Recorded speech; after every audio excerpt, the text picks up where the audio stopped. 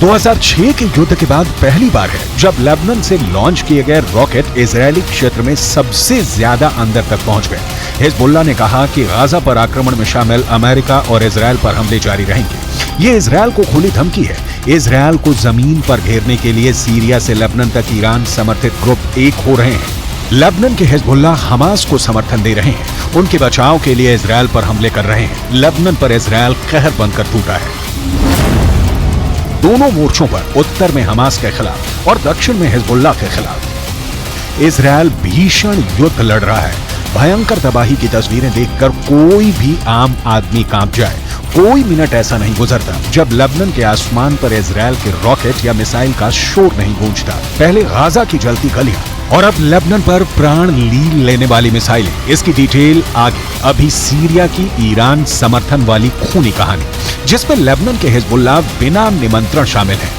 असल में middle east के देशों जैसे सीरिया, इराक में अमेरिका की सैन्य मौजूदगी का विरोध होता रहा है। इजरायल की जंग के बाद से ही अमेरिकी ठिकानों को निशाना बनाया गया है, फिर चाहे हिजबुल्लाह हो या फिर यमन के हूथी। ईरान के समर्थन की वजह से ये अमेरिका का सिरदर्द बने हुए हैं। जाहिर है अमेरिका इन संगठनों और इनके समर्थक ईरान की अगली उम्मीदों को सदा के लिए जमींदोज कर देना चाहता है। नतीजा है कि गाजा के साथ साथ अब सीरिया का जलना भी शुरू हो गया है।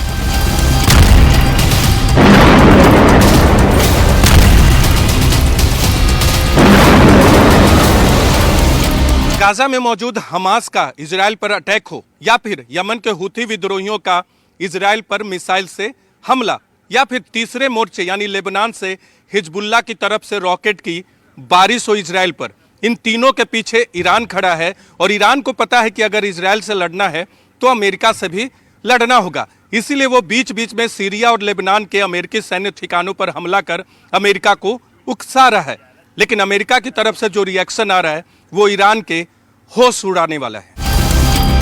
यरूशलेम में अल अक्सा मस्जिद पर इजरायल के किए गए हमले ने लेबनान, गाजा पट्टी और सीरिया से रॉकेट हमले तेज कर दिए हैं। लिहाजा इजरायल ने भी सीरिया की राजधानी दमिश्क और अलेप्पो के हवाई अड्डों सहित ईरान से जुड़े स्थानों और बुनियादी ढांचों पर बम बरसाने शुरू कर दिए।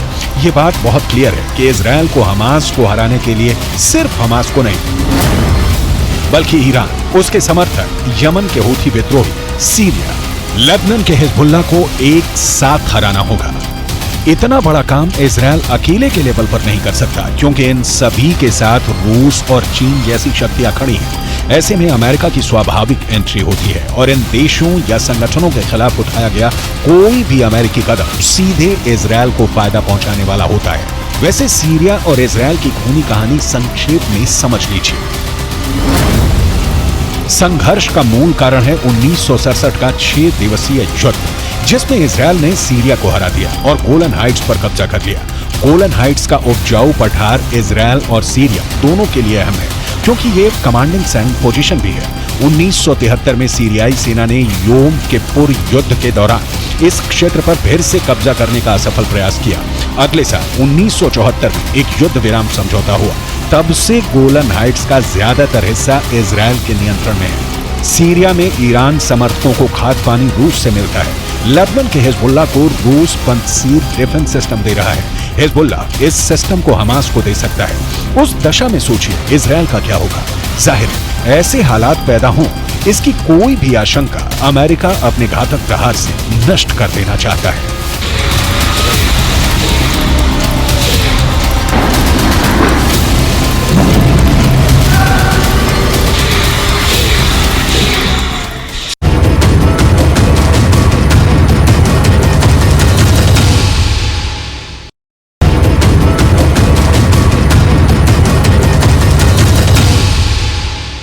इजरायल और हमास का युद्ध चल रहा है, दूसरी तरफ पश्चिम एशिया में विश्व युद्ध की चिंगारी भड़क रही है। ईरान की मदद से इराक और सीरिया में अमेरिका के सैन्य ठिकानों पर लगातार हमले हो रहे हैं और अब अमेरिका ने भी जवाबी कार्रवाई की है।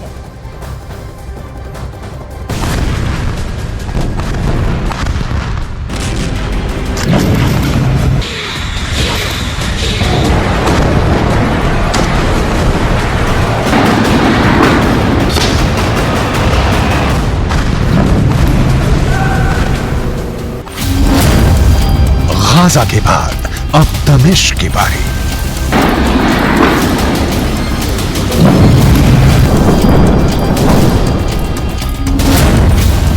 बेरूत भी हो जाएगा नक्शे से साफ।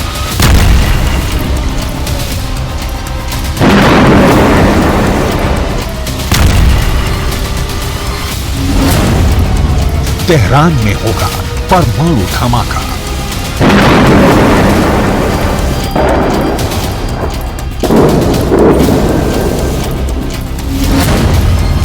अमेरिका इजरायल की स्क्रिप्ट तैयार।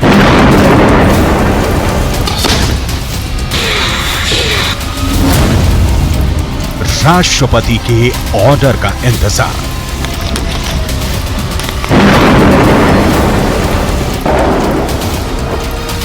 एक, दो, तीन, चार, पांच,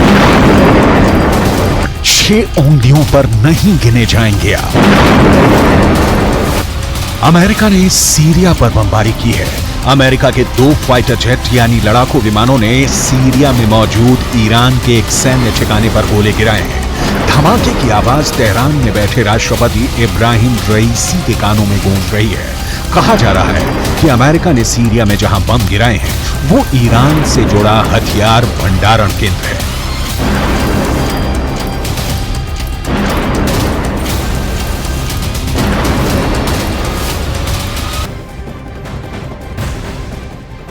इस वक्त एक बड़ी खबर आज सामने आ रही है। जम्मू कश्मीर के पुलवामा में आतंकियों और सुरक्षा बलों के बीच मुठभेड़ लगातार जारी है।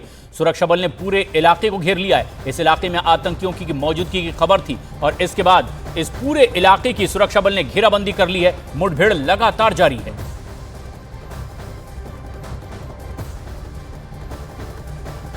जम्मू कश्मीर के पुलवामा की यह तस्वीर आप देख रहे हैं, जहां पर पूरे इलाके की घेराबंदी सुरक्षा बल ने कर ली है। आतंकियों के साथ यहां मुठभेड़ चल रही है।